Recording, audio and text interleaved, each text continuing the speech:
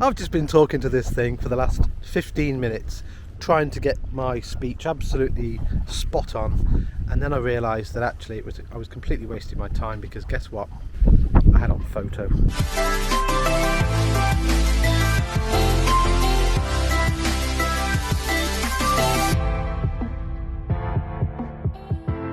Anyway, right, so I'm here to tell you that we are still in Cartagena. We've been here for almost a year now, which is a lot longer than we expected, but we're here for another about 3 or 4 days. I'm just trying to get this this Jenica up.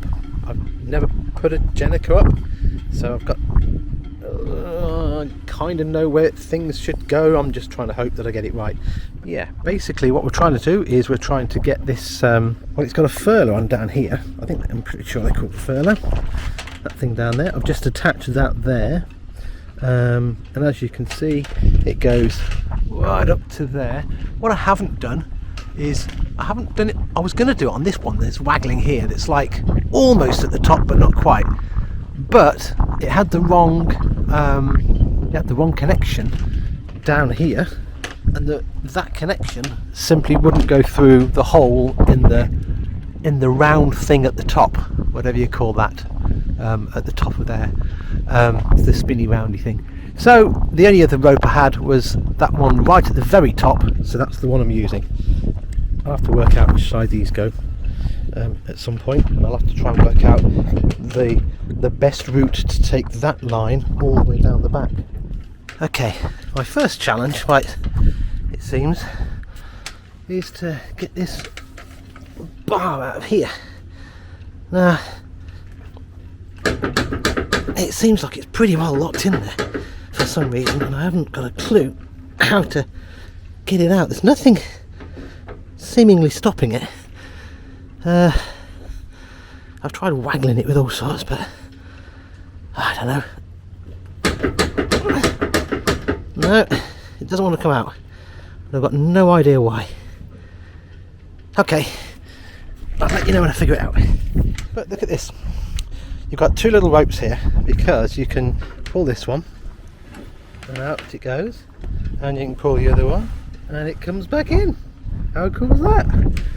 Anyway, it obviously goes out quite a long way, but let's pull it back in. Whoa, whoa, whoa.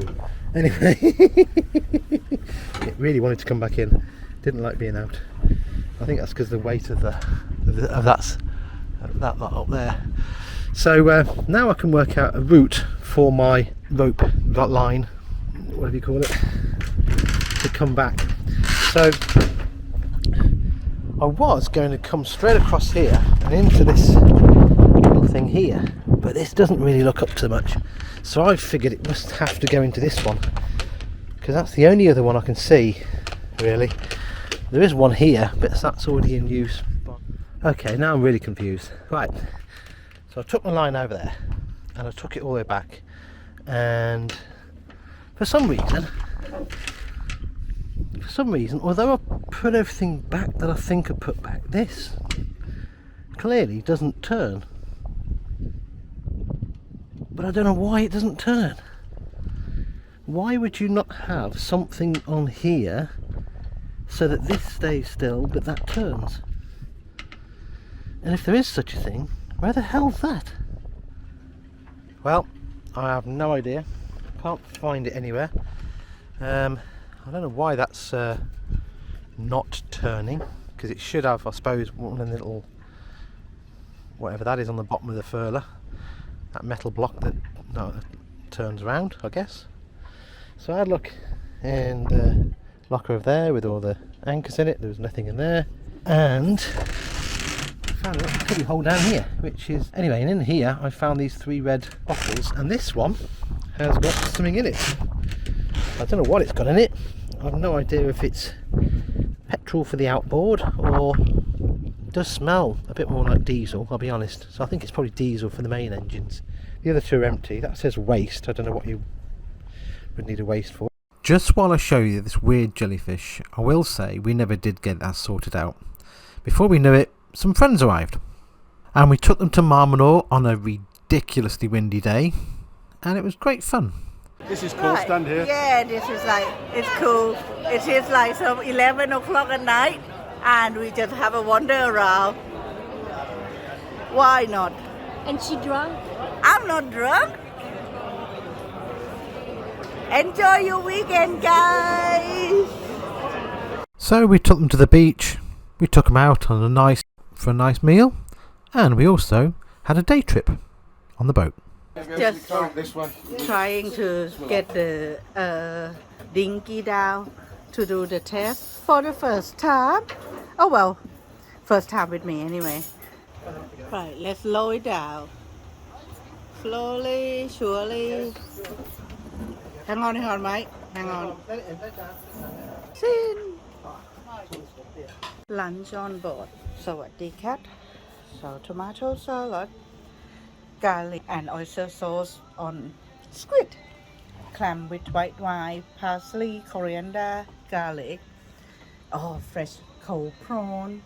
The Thai salsa verde steak and sofrito with saltfish and tuna. Yum. With lots of hands on deck, we were able to try out the dinghy for the very first time. And Malcolm even showed us how to catch a fish. I said to you, we got a fish, and you said no.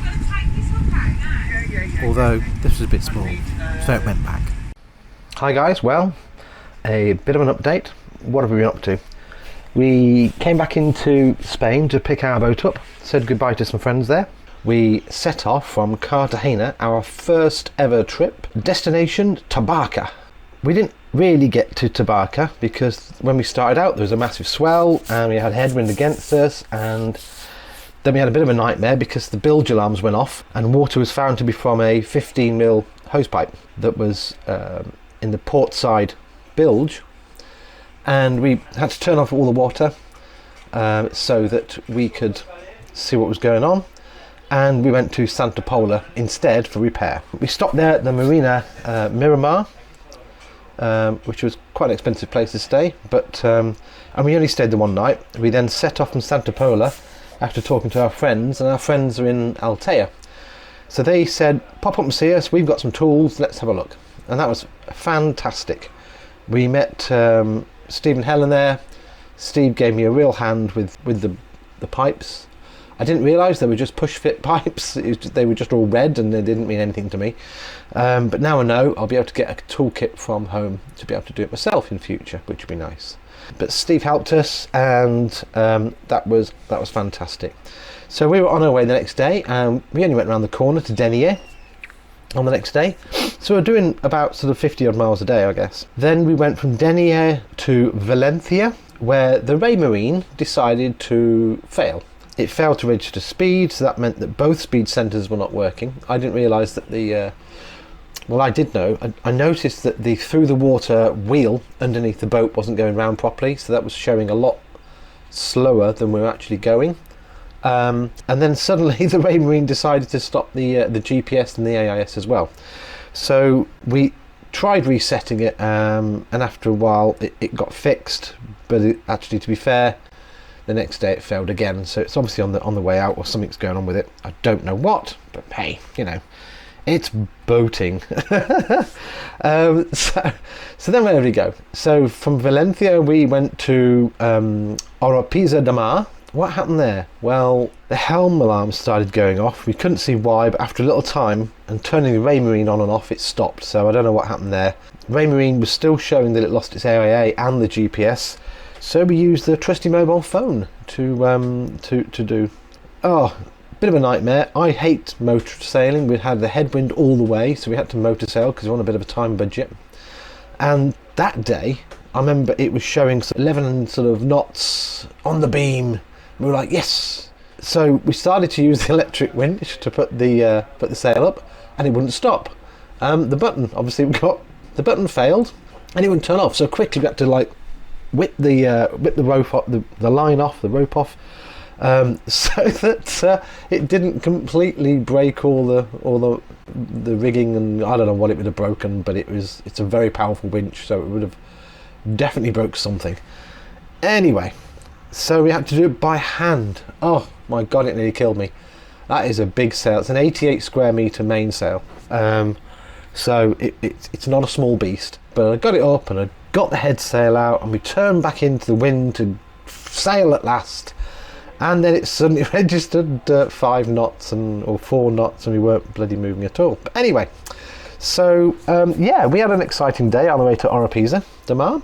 And we stayed there for the night. We anchored on the beach, just outside the beach's border buoys, which was quite nice.